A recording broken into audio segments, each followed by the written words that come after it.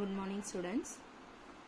Last video வந்து நம்ம என்ன பார்த்துருக்கோம் அப்படின்னு சொன்னால் ஃபர்ஸ்ட் லெசனில் சயின்ஸில் ஃபர்ஸ்ட் லெசன் வந்து லாஸ் ஆஃப் மோஷன் அதோட இன்ட்ரோடக்ஷன் பார்த்தோம். ஸோ ஃபோர்ஸ்னால் எப்படி, ஸோ எப்படியெல்லாம் ஆப்ஜெக்ட்ஸ் வந்து ஒர்க் ஆகுது, ஏன் இன்னொரு ஆப்ஜெக்ட் வந்து ஒரு ஆப்ஜெக்ட் ஃபங்க்ஷன் ஆகுது, எப்படி ஒரு ரெஸ்லருக்கு ஆப்ஜெக்ட் ஏன் மூவ் ஆகுது, மூவ் ஆகுன ஆப்ஜெக்ட் ஏன் ரெஸ்டில் இருக்குது, எதுக்கு திரும்பி ரெஸ்டில் வருது, இந்த மாதிரி பார்த்தோம். அதுக்கப்புறம் வந்துட்டு லாஸ் ஆஃப் மோஷன் வந்து எந்த பிரான்ச்சஸ் கீழே வருது, அதனுடைய டிவிஷன், அதனுடைய சப்டிவிஷன்ஸ் என்னென்ன அப்படின்னு சொன்னது லாஸ்ட் வீடியோவில் பார்த்தோம். ஓகேங்களா? So today we are going to discuss about the force and motion. So இப்போ என்ன விஷயம் அப்படின்னா, ஒரு ஆப்ஜெக்ட் ரெஸ்ட்டுக்கு வரணுன்னாலோ இல்லை மோஷனில் திருப்பி ரெஸ்ட்டில் இருக்கக்கூடிய ஆப்ஜெக்ட் ஒரு கண்டினியூஸாக மூவிங்கில் இருக்கணும்னாவோ கண்டிப்பாக நமக்கு என்ன தேவை, ஃபோர்ஸ் தேவை அப்படிங்கிறது நம்ம பார்த்தோம். ஸோ அப்போ அந்த ஃபோர்ஸ் அண்ட் மோஷன்னா என்ன, ரெண்டுத்துக்கும் இருக்கக்கூடிய ரிலேஷன்ஷிப் என்ன அப்படின்றத இப்போ நம்ம பார்க்க போகிறோம். ஓகேங்களா? Aristotle, according to a Greek philosopher and scientist, the natural state of earthly bodies is rest. He stated that a moving body naturally comes to rest without any external influence of the force. Such motions are termed as natural motion. ஓகேங்களா? என்ன சொல்கிறாருன்னா, Aristotle சொல்கிற விஷயம் வந்து பார்த்தோம் அப்படின்னா, நேச்சுரலாகவே state of earthly bodies, எர்த்தில் இருக்கக்கூடிய ஒவ்வொரு பாடிஸும் ரெஸ்ட்டில் இருக்குது அப்படின்னு சொல்கிறார். அது மட்டும் இல்லாமல் ஸோ கண்டினியூஸாக மூவிங்கில் இருக்கக்கூடிய ஒரு ஆப்ஜெக்ட் வந்து, அதாவது மூவிங்கில் இருக்கக்கூடிய ஒரு ஆப்ஜெக்ட் நேச்சுரலாகவே இட் கம்ஸ் டு ரெஸ்ட். நம்ம எந்த ஒரு எக்ஸ்டர்னல் ஃபோர்ஸும் யூஸ் பண்ணாமலேயே, without any external influence of force அப்படின்னு சொல்கிறாங்க. அதுதான் வந்து நம்ம என்னன்னு சொல்கிறோம், நேச்சுரல் மோஷன் சொல்கிறோம். ஸோ அதுக்கு எக்ஸாம்பிளாக நம்ம என்ன சொல்லலாம் அப்படின்னு சொன்னால், இப்போ அதாவது ஃப்ரீஸ் என்ன சொல்லணும், நம்ம வந்து ப்ரீஸ் அப்போது ஏர் இருக்கப்போ நம்ம சிம்பிளாக உங்களுக்கு சொல்லிடுறேன். மரத்தில் இருக்கக்கூடிய இலைகள்லாம் அசையுது இல்லையா? ஸோ அந்த அசையக்கூடிய இலைகள் மோஷனில் தானே இருக்குது. ஸோ மோஷனில் இருக்கும்போது இட் கம்ஸ் டு ரெஸ்ட். நேச்சுரலாகவே அது என்ன ஆகிடும், ரெஸ்ட்டுக்கு வந்துடும். ஸோ இந்த மாதிரி இருக்கக்கூடியதை நம்ம நேச்சுரல் மோஷன் சொல்கிறோம். So that is the force independent அப்படின்னு சொல்கிறோம். ஆக்சுவலி என்ன, இப்போ அங்கேயும் ஒரு ஃபோர்ஸ் இருக்குது. என்ன விஷயம் அப்படின்னா, தட் ஃபோர்ஸ் வந்து பார்த்தீங்கன்னா, காற்று அடிக்கும் பொழுதுனா அது அசையுது, காற்று அடிக்கலைன்னா அது அசையலை. அப்போ கூட அங்கே ஃபோர்ஸ் டிபெண்ட் இல்லையா, ஃபோர்ஸ் டிபெண்ட் பண்ணி இருக்குது. இதை மாதிரி தான் நேச்சுரலாக மூவிங்கில் இருக்கக்கூடிய ஆப்ஜெக்ட் அதுவாகவே ரெஸ்ட்டுக்கு வந்துச்சு அப்படின்னு சொன்னால் அதை நம்ம நேச்சுரல் மோஷன் சொல்கிறோம். ஓகேங்களா? He also propose that a force is needed to make the bodies to move from their natural state and behave contrary to their own natural state called as violent motion. So இன்னொன்று என்ன சொல்கிறாருன்னா, ரெஸ்ட்டில் இருக்கக்கூடிய ஆப்ஜெக்டை நம்ம வந்து ஒரு force கொடுத்து என்ன பண்ணுறோம், மூவ் பண்ணுறோம். அப்படி மூவ் பண்ணால் அதுக்கு வந்து violent motion அர்த்தம். He also proposed that a force is needed to make the bodies to move from their natural state. That means அது நேச்சுரல் ஸ்டேட்னா ரெஸ்ட்டாக இருக்குது, இந்த ஆப்ஜெக்ட் ரெஸ்ட்டில் தான் இருக்குது அப்படின்னும் போது அந்த ஆப்ஜெக்டை we want to move from one place to another place or one state to another state அப்படின்னு சொல்லும் பொழுது அதை வந்துட்டு கண்டிப்பாக ஒரு ஃபோர்ஸ் வச்சு தான் நம்மளால் செய்ய முடியும். ஸோ அதை வந்து நம்ம என்னன்னு சொல்கிறோம், violent motion சொல்கிறோம். Okay, so without any influence of the external force is called as natural motion. Okay, the object is moved from the natural state or the motion from the natural state without any external force. ஓகேவா? எந்த ஒரு external ஃபோர்ஸும் கொடுக்காம ஒரு object வந்து ரெஸ்ட்ல இருந்து moving ஆகுது, மோஷனுக்கு போகுது அப்படின்னு சொன்னால் அது natural motion. with the influence of external force அப்படின்னு சொன்னால் that is violent motion. ஓகேங்களா? Further he said, when two different mass bodies are dropped from a height, the heavier body falls faster than the lighter one. So இதை வந்து நீங்கள் வந்து யூடியூப்பில் வச்சு கூட நீங்கள் சர்ச் பண்ணி பார்த்தீங்கன்னா கலீலியோட எக்ஸ்பெரிமெண்ட்டில் ஒரு இது வந்து இதுக்கான ஒரு இது நமக்கு கிடைக்கும். ஓகேங்களா? அது 11th புக்கில் வந்துட்டு அதுக்கான யூடியூப் லிங்க்கு கூட கொடுத்துருப்பாங்க. 11th புக்கில் ஃபர்ஸ்ட் லெசனில் இருக்கும். சப்போஸ் யாராவது அண்ணன் தம்பி உங்களுக்கு யாராவது அண்ணன் அக்கா வந்து 11th படிக்கிறாங்க அப்படின்னா அவங்க புக்குள்ள ஃபர்ஸ்ட் லெசனில் வந்து அதுக்கான லிங்க்கும் அதோட டயக்ராமும் இருக்கும். ஜஸ்ட் அதை பாருங்கள், அண்டர்ஸ்டாண்ட் பண்ணிப்பீங்க ஈஸியாகவே. ஓகேங்களா? ரைட். இப்போ நம்மளுடைய லெசனுக்கு வருவோம். Galileo proposed the following concepts about force, motion and inertia of bodies. ஓகேங்களா? ஸோ ஒன்றும் இல்லை, ஜஸ்ட் நம்மளே இதை ஒரு எக்ஸாம்பிள் செஞ்சு பார்க்கலாம். நம்ம கையில் ஒரு நம்மளுடைய நம்ம என்ன பண்ணோம், ஒரு பேப்பர் அண்ட் தென் ஒரு ஸ்டோன் ரெண்டுத்தையும் எடுத்துப்போம். கையில் எடுத்துட்டு பேப்பர் அண்ட் ஸ்டோன் ரெண்டுத்தையும் at the same time just leave it, அப்படியே வந்து கீழே போடுங்க. என்ன ஆகும், பேப்பர் லேட்டாகவும் ஸ்டோன் வந்து சீக்கிரமாகவும் எர்த்த போயிட்டு ரீச் ஆகும். ஓகேங்களா? ஸோ அதுக்கு reason mass. Okay, heavier body falls faster than the lighter one. Okay, the natural state. So அதை வச்சு நம்ம என்னென்ன கான்செப்ட்ஸ் இருக்குன்னு கலீலியோ நமக்கு ப்ரப்போஸ் பண்ணுறாரு. ஸோ என்னென்னு பார்ப்போம். Natural state of all earthly bodies is either the state of rest or the state of uniform motion. earthly bodies எல்லாமே நேச்சுரலாக இருக்கக்கூடிய எர்த்லி பாடிஸ் எல்லாமே பார்த்தீங்கன்னா ஒன்று ஸ்டேட் ஆஃப் ரெஸ்ட்டில் இருக்கும், அப்படி இல்லைன்னா ஸ்டேட் ஆஃப் யூனிஃபார்ம் மோஷனில் இருக்கும். State of rest or uniform motion. So the natural state of all earthly bodies. So for example நீங்கள் புரிஞ்சுக்கணும் அப்படின்னு சொல்லும்போது ஒரு சில ஹில் ஸ்டேஷன்ஸ் எடுத்துப்போம். ஹில்ஸ் எல்லாம் என்ன பண்ணுது பாருங்க. ஸோ நேச்சுரல் எர்த்லி பாடிஸ் அதெல்லாம் ரெஸ்ட். அதே மாதிரி ரிவர், அப்படி இல்லைன்னா வேறு நம்ம சொல்லலாம் ரிவர், ஓஷன்ஸ் அதெல்லாம் பார்த்தீங்க அப்படின்னு சொன்னால் என்ன ஆகும், கண்டினியூஸாக மோஷன்ஸ் இருக்கும். சீஸ் எடுத்துக்கோங்க, ரிவர் கூட சம்டைம்ஸ் போயிடும். ஸோ சீஸ் எடுத்துப்போம். சீஸ் வந்து பார்த்தீங்க அப்படின்னா சீயை பொறுத்த வரைக்கும் பார்த்தீங்கன்னா கண்டினியூஸ்லி மோஷன் இருக்கும். ஸோ அதெல்லாம் எர்த்லி பாடிஸ். அப்போ so all the earthly bodies is either the state of rest or the state of uniform motion. Okay, a body in motion will continue to be in the same state of motion as long as no external forces applied. அப்படியே இருக்கக்கூடிய earthly bodies எல்லாமே பார்த்தோம் அப்படின்னு சொன்னால் கண்டினியூஸாக மோஷனில் இருக்கிறது மோஷனில் தான் இருக்கும், கண்டினியூஸாக ரெஸ்ட்டில் இருக்கிறது ரெஸ்ட்டில் தான் இருக்கும். as long as எது வரைக்கும் அப்படின்னா no external forces applied. நம்ம எந்த ஒரு எக்ஸ்டர்னல் ஃபோர்ஸும் அப்ளை பண்ணாத வரைக்கும். இப்போ இந்த பென்சில் இருக்குது. ஓகே, இந்த பென்சில் ரெஸ்ட்டில் இருக்குது.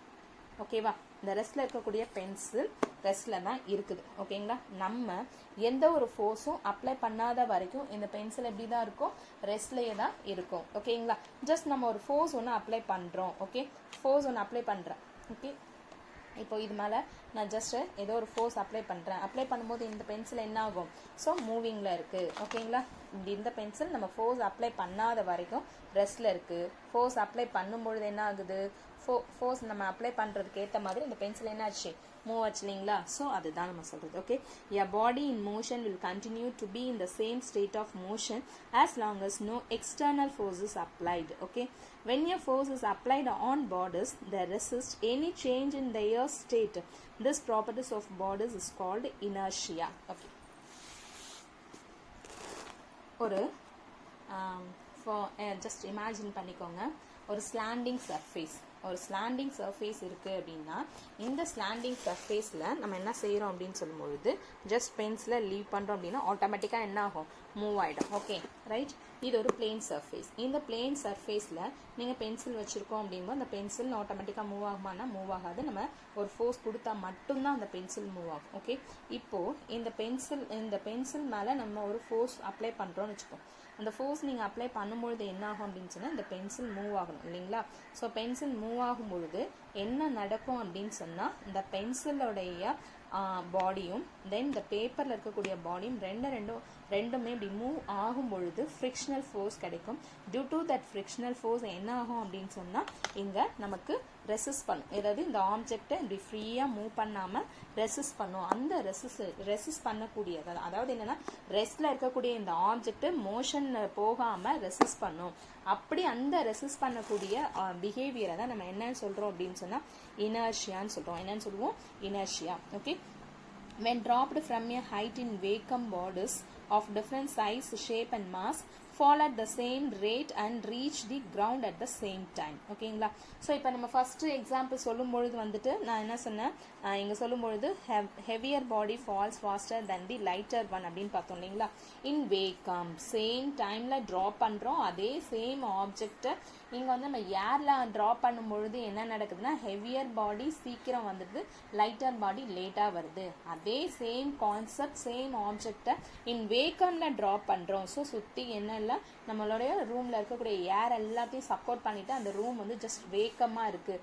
அப்போது வந்து நம்ம என்ன செய்கிறோம் அப்படின்னு சொன்னால் சேம் ஆப்ஜெக்ட்ஸை கொண்டு போயிட்டு, அதாவது பேப்பர் அண்ட் ஸ்டோன் எடுத்து கொண்டு போய் என்ன பண்ணுறீங்க, ட்ராப் பண்ணுறீங்க. அட் த சேம் டைம் என்ன ஆகும் அப்படின்னு சொன்னால் they are fall at the same rate and reach the ground at the same time. ஒரே நேரத்தில் ரீச் ஆகும். அதுக்கு ரீசன் என்னன்னா, அந்த இடத்துல ரெசிஸ்ட் பண்ணுறதுக்கு ஏர் கிடையாது. ரெசிஸ்ட் பண்ண ஏர் இல்லாததுனால ஹெவியர் பாடியும் லைட்டர் பாடியும் சேம் டைமில் கிரவுண்டை ரீச் பண்ணும். ஓகேங்களா, right. Next we move on. அதாவது ஸோ கலீலியோ ப்ரொப்போஸ் பண்ணது என்னென்னு ஜஸ்ட் பார்த்துருவோம். All earthly bodies are either the state of rest or uniform motion. A body in motion will continue to be in the same state of motion as long as no external force is applied. When a force is applied on bodies that resist any change in their state, this properties of bodies is called inertia. அதாவது ஸ்டேட்டை வந்து change பண்ணிக்க அது they not ready to change the state. எப்போ external force apply பண்ணாத வரைக்கும் அதை வந்து இனர்ஷியான்னு சொல்லுவோம். And then in vacuum heavier body and lighter bodies R fall at the same time and reach the ground at the same time. ஓகேங்களா, right. Next நம்ம பார்க்க போகிறது inertia.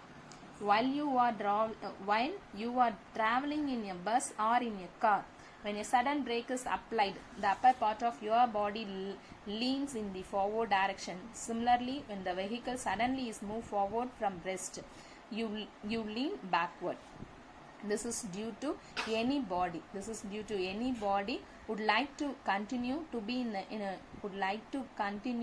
to be in its state of rest or the state of motion. This is known as inertia. ஓகேங்களா, so inertia means என்னன்னா, நம்ம பஸ்ஸில் just நம்ம உட்காந்துருக்கோம், பஸ் வந்து மூவிங்கில் இருக்குது, நம்ம ட்ராவலிங்கில் இருக்கோம், சடனாக ஒரு பிரேக் அப்ளை பண்ணுறாங்க அப்படின்னா நம்ம கண்டிப்பாக நம்மளுடைய பாடி என்ன ஆகும் அப்படின்னு சொன்னால் ஃபார்வர்ட் டைரக்ஷனில் மூவ் ஆகும். ஏன்னா நம்ம வந்து ரெஸ்ட்டில் இருந்தாலுமே அந்த பஸ் வந்து மூவிங்கில் இருக்கிறதுனால பஸ்ஸு கூட சேர்த்து நம்மளும் மூவிங்கில் இருக்கிறதா தான் அர்த்தம். சடனாக ரெஸ்ட்டுக்கு வரும்போது நம்மளால் சேஞ்ச் பண்ணிக்க முடியாது, மோஷனில் இருக்கிற நம்மளால் சேஞ்ச் பண்ண முடியாதனால என்ன பண்ணுவோம், பஸ்ஸோட டைரக்ஷனில் ஃபார்வர்ட் டைரக்ஷனில் பெண்ட் ஆகும். At the same time when the vehicle suddenly is moved forward from rest. So ரெஸ்ட்டில் இருக்கக்கூடிய ஒரு வெஹிக்கலில் நம்ம நின்றுட்டு இருக்கும் பொழுது பஸ் சடனாக வந்து ஸ்டார்ட் பண்ணுறாங்க. அப்போ என்ன பண்ணுவோம், நம்ம பேக்வேர்டில் போயிட்டு தான் திருப்பி நம்மளுடைய ஸ்டாண்டிங் பொசிஷன், கரெக்டான ஸ்டாண்டிங் பொசிஷனுக்கு வந்து நிற்போம். This is due to inertia. ஓகேங்களா, the inherent property of your body to resist any change in its state of rest,